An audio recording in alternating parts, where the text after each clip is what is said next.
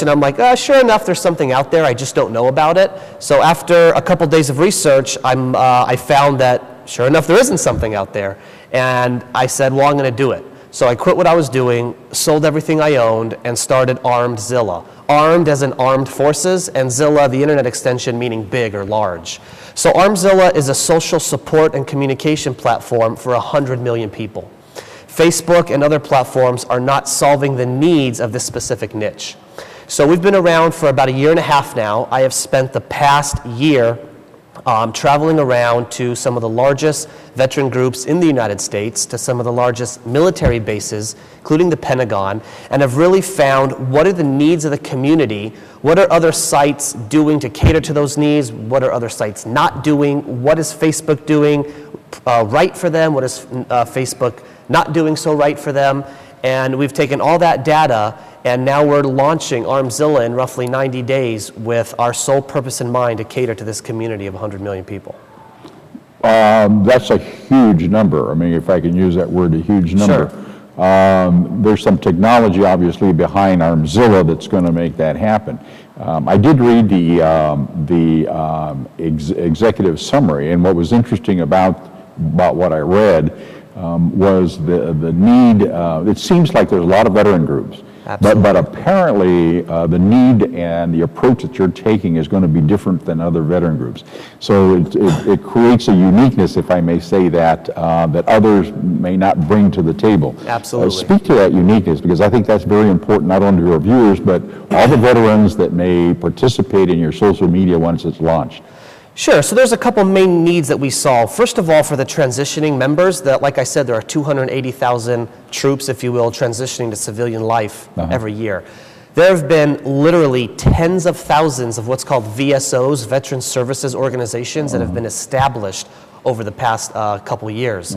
And these VSOs have no distribution platform or communication platform with all of these tens of millions of people.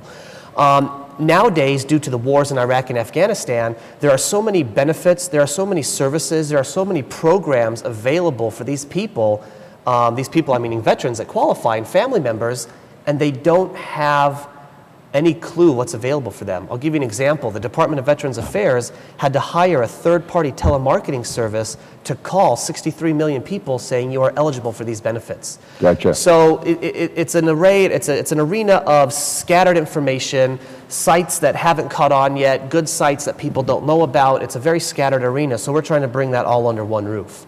Secondly, people that just want to reconnect with their military buddies. I cannot tell you how many times I've talked to people that have been out for 10, 15, 20 years that would just love to reconnect with their old military buddies.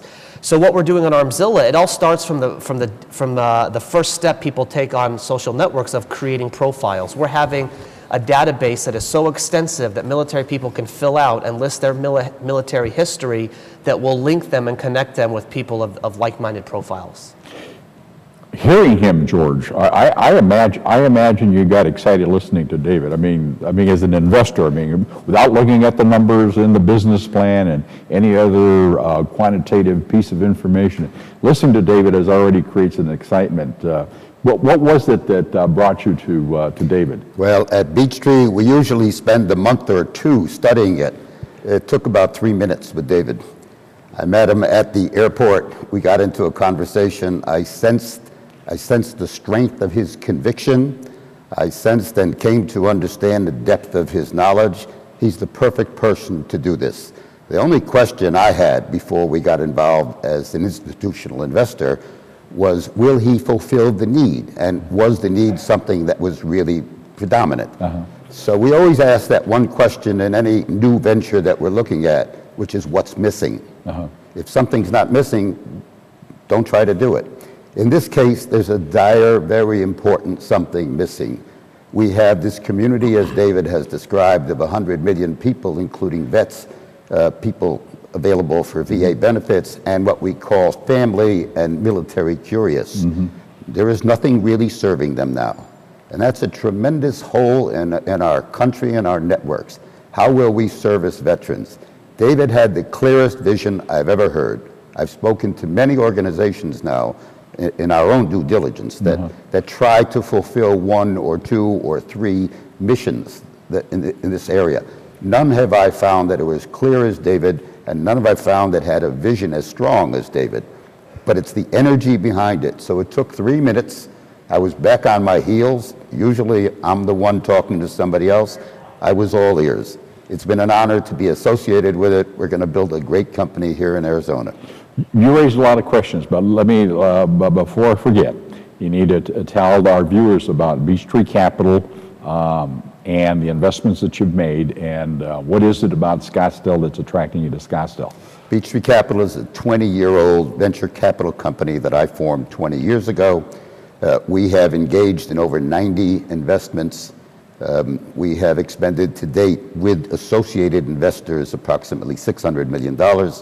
We've been very happy to report that we've been successful in 74% of our investments, 86% when I or my partner are lead investors.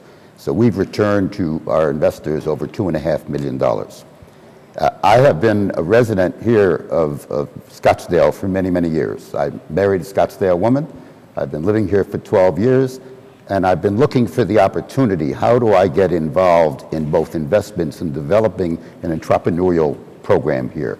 We're active in Silicon Valley, we're active in New York City, we're active in Austin and Houston. What attracted me here was the happiness of the place.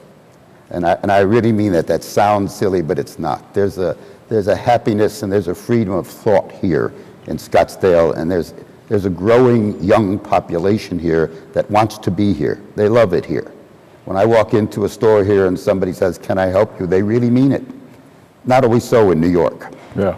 So I've come to understand this is a great place to live. And when you come to that conclusion, why not build entrepreneurial aspects here? What's better? What will make a community better than developing entrepreneurial aspects? To meet someone like David and start a company as socially valuable as ArmedZilla will penetrate many